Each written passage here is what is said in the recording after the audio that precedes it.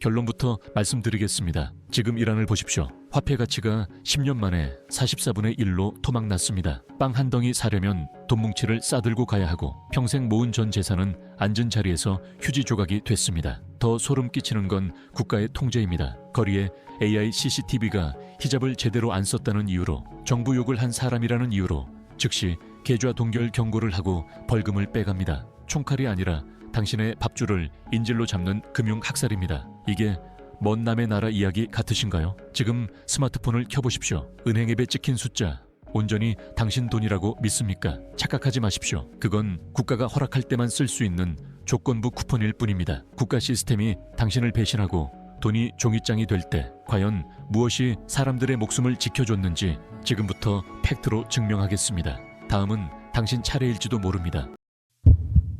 2026년 1월 전 세계가 목격한 그 장면을 기억하십니까? 독재자 니콜라스 마두로가 미군에 의해 수갑을 차던 그 순간을요. 미국은 마두로 체포와 동시에 베네수엘라의 모든 자금줄, 해외 자산과 석유 판매 대금 등을 통제하기 시작했습니다. 한 나라의 대통령이 사라지자마자 타국인 미국이 그 나라의 돈줄을 쥐고 흔드는 초유의 국가 법정관리 사태가 벌어진 것입니다. 이것이 무엇을 의미하는지 아십니까? 남의 화폐, 남의 결제망을 쓰는 한 국가조차도 자기 돈의 주인이 될 수 없다는 잔인한 증명입니다. 상황은 코미디가 따로 없습니다. 미국이 베네수엘라의 돈줄인 정유사를 압류하자 발등에 불이 떨어진 건 중국과 러시아였습니다. 수백억 달러를 빌려주고 석유로 받기로 했는데 유전의 통제권이 미국으로 넘어가 버린 겁니다. 채권국들이 돈 내놓으라고 아우성쳐도 소용없습니다. 금융주권을 잃은 국가는 빚을 갚을 권리조차 박탈당했기 때문입니다. 고래 싸움에 등 터져 죽어나가는 건 결국 국민들입니다. 수입 대금 결제가 막히니 약국엔 인슐린이 없고 마트엔 분유가 사라졌습니다. 평생을 성실하게 일해 은행에 볼리바르를 저축했던 가장들은 하루아침에 빈민으로 전락했습니다. 국가 시스템이 붕괴하면 그 어떤 법도 당신을 지켜주지 않는다. 베네수엘라 국민들은 지금 이 지옥을 온몸으로 겪고 있습니다. 이 아비규환 속에서 미국 재무부조차 털지 못한 유일한 금고가 무엇이었을까요? 아이러니하게도 비트코인이었습니다. 미국 정보국은 마두로가 숨겨둔 비트코인 지갑을 찾고 있습니다. 하지만 프라이빗 키를 모르면 천하의 미국 정부라도 그 돈을 건드릴 수 없습니다. 국민들 또한 마찬가지입니다. 은행 셔터가 내려간 거리에서 사람들은 스마트폰을 꺼내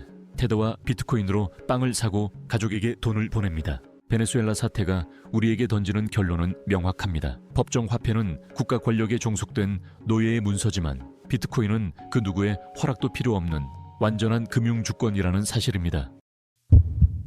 두 번째로는 아프리카 최대 경제대국 나이지리아로 가보겠습니다. 2020년 10월 나이지리아 청년들은 경찰 특수부대 SARS의 무자비한 폭력과 살인에 항의하며 해시태그 #SARS 시위를 벌였습니다. 라고스 톨게이트를 가득 메운 수만 명의 청년들. 정부의 대응은 무엇이었을까요? 역시나 계좌 동결이었습니다. 정부는 시위를 주도하던 연합의 은행 계좌를 폐쇄하고 자금줄을 차단했습니다. 돈이 없으면 시위대에게 물과 식량을 공급할 수 없고 결국 시위는 와해될 거라 믿었던 거죠. 하지만 그들의 예상은 빗나갔습니다. 은행이 막히자마자 시위대는 기부수단을 비트코인으로 전환했습니다. 트위터의 CEO 잭 도시가 이를 리트윗하며 전 세계적인 비트코인 후원을 독려했죠. 정부는 은행장에게 전화를 걸어 계좌를 막을 순 있었지만 전 세계에서 쏟아지는 비트코인 트랜잭션을 멈출 방법은 없었습니다.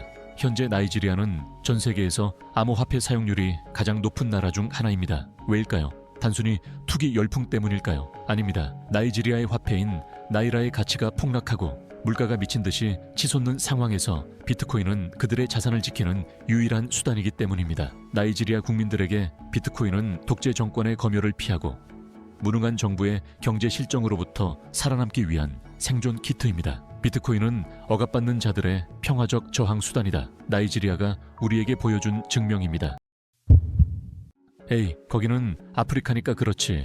선진국은 달라. 이렇게 생각하시는 분들 계실 겁니다. 과연 그럴까요? 2022년 2월 G7 국가이자 자유민주주의의 상징인 캐나다에서 벌어진 일은 전 세계 금융사에 씻을 수 없는 충격을 남겼습니다. 당시 캐나다에서는 코로나 백신 의무화에 반대하는 트럭 운전사들의 시위, 일명 자유의 호송대회가 한창이었습니다. 시위가 격화되자 쥐스탱 트리도 총리는 캐나다 역사상 최초로 긴급 사태법을 발동했습니다. 이 법은 본래 전쟁이나 국가 존망의 위기 때나 쓰는 최후의 수단입니다. 그런데 정부는 이 법을 근거로 법원의 영장도 없이 시위 참가자와 관련자들의 은행 계좌를 동결해 버렸습니다. 충격적인 건 그 대상이었습니다. 트럭을 몰고 나온 시위 주동자뿐만 아니라 그들에게 단돈 20달러, 50달러를 후원한 평범한 시민들의 계좌까지 잠겼습니다. 기존 금융망이 차단되자 시위대는 비트코인으로 눈을 돌렸습니다. 텔리코인이라는 플랫폼을 통해 전 세계에서 약 20일 비트코인, 당시 가치로 100만 달러가 넘는 돈이 모였습니다. 캐나다 연방경찰과 법원은 거래소들의 이 자금도 동결하라고 명령했죠.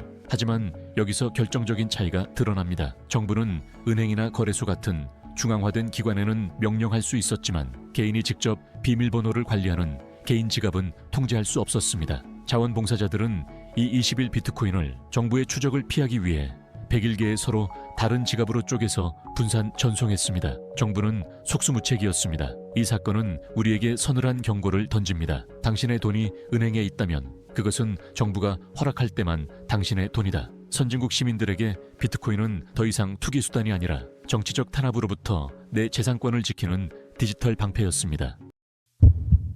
이란에서 서방 제재 속에 경제난이 이어지면서 화폐 가치가 사상 최저로 폭락했습니다. 이란 리알화 환율은 12월 28일 1달러당 142만 리알까지 치솟았습니다. 2015년 이란과 미국 등 서방 간 핵합의가 타결됐을 때 달러당 3만 2천 리알 정도였던 것에 비교하면 약 10년 만에 화폐 가치가 44분의 1 수준으로 폭락한 것입니다. 물가는 더 처참합니다. 이란 통계청은 물가 상승률이 40% 정도라고 발표했지만 그 말을 믿는 국민은 아무도 없습니다. 시장의 현실은 어떻습니까? 닭고기 가격은 지난달보다 3배 뛰었고 빵 한 덩이를 사려면 지폐 다발을 쇼핑백에 담아 가야 합니다. 월세를 내지 못한 가장들이 거리로 쫓겨나고 중산층이었던 가족이 쓰레기통을 뒤지는 게 오늘의 이란입니다. 정부가 찍어내는 돈은 종이 조각이 되었고 국민들은 이 종이 조각을 들고 있다는 사실 자체에 공포를 느낍니다.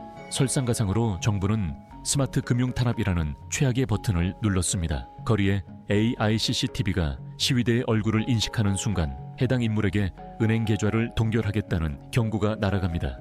히잡을 제대로 쓰지 않았다고, 정부를 비판하는 글을 썼다고, 당신의 계좌에서 벌금을 강제로 인출해가고 계좌를 동결하겠다는 위협을 합니다. 당신의 전 재산을 인질로 잡고 밥줄을 끊어버리는 디지털 작전. 이것은 총칼보다 더 잔인한 학살입니다. 지금 테헤란의 시장 상인들은 리알화 현찰을 거부합니다. 오늘 받은 리알은 내일이면 쓰레기가 된다는 걸 알기 때문입니다. 대신 그들은 스마트폰을 내밀며 비트코인 송금만 받습니다 라고 말합니다. 전쟁이 터지고 환율이 미쳐 날뛰고 정부가 내 계좌를 잠그는 극한의 상황. 그곳에서 유일하게 작동한 돈은 금괴도 달러 뭉치도 아닌 디지털 지갑 속의 코드였습니다. 이란 사태가 우리에게 던지는 경고는 명확합니다. 인플레이션은 소리 없는 도둑이고 정부는 언제든 당신의 금고를 잠글 수 있는 관리자이다. 국가가 화폐를 망가뜨릴 때 당신의 자산을 지킬 수 있는 방패는 오직 비트코인뿐이었습니다. 자, 이제 긴 여행을 마치고 다시 대한민국으로 돌아옵시다. 베네수엘라, 캐나다, 이란, 이 모든 이야기가 그저 남의 나라 이야기로만 들리십니까? 2026년 현재 대한민국의 상황을 직시하셔야 합니다. 합계 출산율 0.7명대, 세계에서 유례를 찾기 힘든 초고령 사회 진입, 생산 가능 인구는 급감하고 있고 국민연금 고갈에 대한 공포는 현실이 되었습니다. 가계부채는 GDP 대비 90%를 상회하며 언제 터질지 모르는 뇌관으로 남아 있습니다. 이미 스마트한 자본은 한국을 떠나고 있습니다. 개인 투자자들의 미국 주식 매수 규모는 역대 최대를 기록했고 원화의 가치는 구조적인 하락 압력을 받고 있습니다. 이것을 자본 도피라고 부릅니다. 만약 1997년 IMF 같은 외환위기가 다시 닥친다면, 혹은 남북관계의 지정학적 리스크가 임계점을 넘는다면 정부가 취할 수 있는 최후의 수단은 무엇일까요? 환율 방어를 위해 외화 유출을 막고 예금 인출을 제한하는 자본 통제입니다. 캐나다가 자국민의 계좌를 동결할 줄 누가 알았겠습니까? 우크라이나 전쟁이 터질 줄 누가 알았겠습니까? 위기는 언제나 예고 없이 가장 약한 고리부터 타격합니다. 비트코인은 단순한 투자 상품이 아닙니다. 그것은 어떤 정부, 어떤 은행, 어떤 국경에도 구속받지 않는 자유의 기술이자 최후의 생존 보험입니다. 캐나다의 트럭 운전사에게 이란의 시위대에게 비트코인은 일확천금의 꿈이 아니라 내 가족의 생명을 지키는 마지막 비상구였습니다. 제안합니다. 제 콘텐츠가 올라오는 날 5만 원이든 10만 원이든 본인에게 부담되지 않는 금액으로 매수를 시작해 보십시오. 부담 없는 금액으로 일단 시장에 발을 담그시고 제 채널에 돈의 배신 시리즈를 정주행하며 기초를 탄탄히 하십시오. 인류 화폐의 역사부터 법정 화폐의 문제점, 그리고 미국이 왜 비트코인을 전략적 자산으로 채택했는지까지 그 모든 이유가 담겨 있습니다. 그리고 세계 정세에 귀 기울여 보십시오. 아무것도 하지 않으면 아무 일도 일어나지 않는 것이 아닙니다. 이 화폐의 대격변 시기에 아무것도 하지 않으면 당신의 자산은 소리 없이 녹아내릴 것입니다. 리버스온은 당신의 생각을 켭니다. 당신과 당신의 돈이 진정한 자유를 찾도록. 다음 화를 놓치지 않도록 구독, 좋아요, 알림 설정까지 잊지 마세요.